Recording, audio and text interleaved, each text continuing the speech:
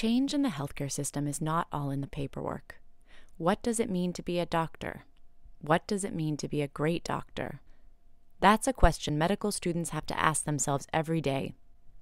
How will they treat their patients, both medically and ethically? Next, we hear from one medical student whose experiences volunteering at Jericho Road helped him learn what it really means to care for patients. I remember when I was working with Dr. Glick, a young mother came in with her, I think it was a friend of hers. Well, one of them, the mother, was on her cell phone. She was cursing up a storm, and her friend was backing up her curses with more curses. And then they had like 3 kids, all under the age of 5, tottering along behind them. It was just like kind of shocking to me, because in a way it seemed like, wow, you're exposing your kids to such awful language and you're not even really paying attention to them. That's what was going through my head. So I turn to Dr. Glick and I say, what do you do about that? And his first words were, well, first of all, we don't judge.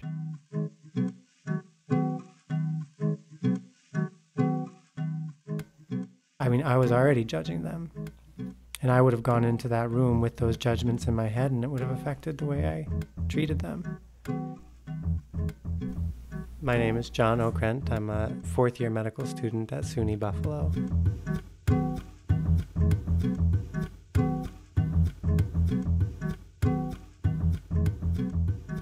Third year is the year you start really being in the world of medicine every day. You're not in the classroom anymore. You're doing your clinical rotations.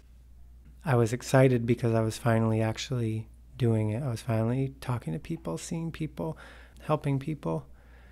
But I think I was really kind of turned off by how unhappy everyone seemed. It didn't seem like a nurturing, healing environment. And that's, I think, was the biggest disappointment to me. And it wasn't until I started volunteering here at Jericho Road on the Monday nights, I started to see like, wow, this really does allow you to really enter into people's lives and to really be affected by them and to really affect them. And that's when I started to feel that connection that I had craved in coming into medicine in the first place.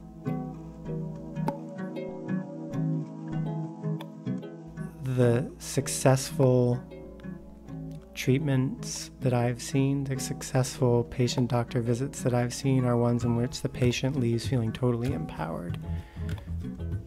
And I think that in order to provide that, it's more of a change of our national mindset than anything.